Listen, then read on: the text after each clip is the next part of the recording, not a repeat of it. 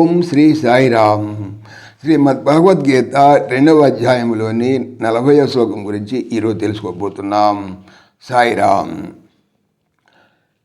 ఈ శ్లోకములో భగవానుడు కర్మయోగం యొక్క మహిమను వర్ణించుతున్నారు. నేహాభిక్రమణో శాస్తి ప్రత్యవాయో న విద్యతే స్వల్పమప్యస్య ధర్మస్య త్రాయతే మహతో భయాత్. ఇహ అనగా మోక్ష మార్గమైనటువంటి ఈ కర్మయోగమునందు అభిక్రమ నాశ ప్రారంభించినది నిష్ఫలమగుట, న అస్థి అనగా లేదు, ప్రత్యవాయ దోషమును లేక విరుద్ధ ఫలితమును, న విద్యతే లేదు, అస్య ధర్మస్య కర్మయోగం అనేటువంటి ధర్మం యొక్క స్వల్పమపి లేశమైనను, మహత గొప్పదైన, భయాత్ భయము నుండి, త్రాయతే రక్షించుతున్నది. తాత్పర్యం అంటే ఈ కర్మయోగము ప్రారంభింపబడినది నిష్ఫలన్నిటికీ కానేరదు.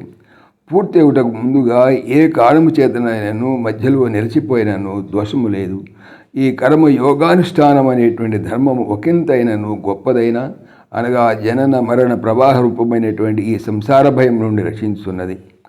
వ్యాఖ్యం అంటే వివేకముతో కూడినటువంటి కర్మయోగము అనగా నిష్కామ కర్మయోగమును అనగా ఆధ్యాత్మిక సాధన ప్రారంభించుట వ్యర్థము కాదు.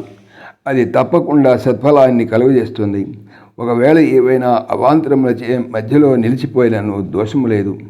విత్తనమును నేలలో నాటిన పిదప చివరి వరకు కూడా దాన్ని జలాదులచే పోషించిన మాత్రమే ఫలితము చేతికి వస్తుంది.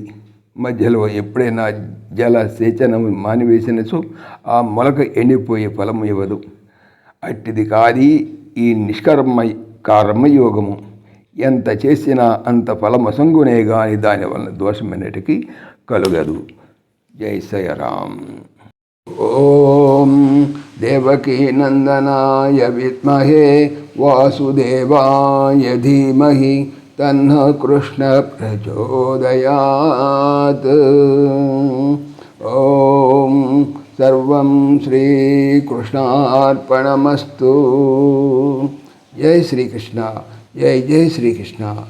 ఆత్మీయులకు మనవి, శ్రీకృష్ణ పరమాత్మ ఈ ఛానల్తో పాటుగా అనంత మహిమల శ్రీ సత్యసాయి అనేటువంటి మరొక యూట్యూబ్ ఛానల్ చేయిస్తున్నారు. దీనికి సంబంధించిన లింకు డిస్క్రిప్షన్లో చూడవచ్చు. జై శ్రీకృష్ణ. జై జై శ్రీకృష్ణ.